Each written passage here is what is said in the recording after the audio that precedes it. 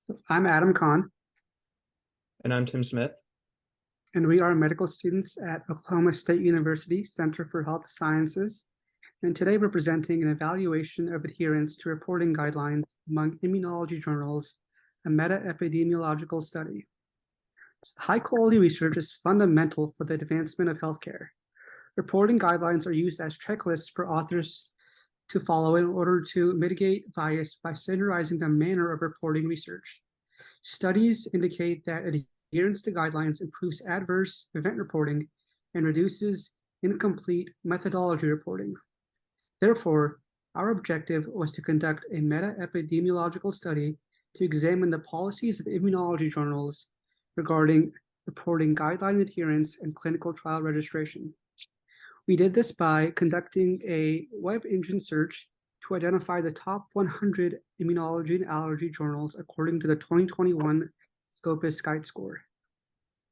Search returns were then screened for inclusion criteria, and data was extracted in a masked duplicate manner. Statements regarding clinical trial registration and the use of reporting guidelines outlined by the Equator Network were extracted from each journal's instruction for authors section on their websites. Statements were recorded as not mentioned, recommended, does not require, or required. Lastly, each journal was contacted by email to confirm what article types they accepted. As seen in Figure 1, 50% of all allergy and immunology journals that we looked at adhered to recommendations of the Equator Network. Table 1 indicates that nearly 60% of journals recommended adhering to the clinical trial standards by consort, while only 11% required it. 32% of journals that we looked at recommended adhering to systemic reviews through PRISMA, and only 6% required it. Conversely, 97% of the journals that we reviewed failed to mention adhering to the meta-analysis guidelines through QueerOM. In Figure 2, you can see that 41% specifically required the use of public registries for clinical trials, such as by the World Health Organization, while 31% only recommended them.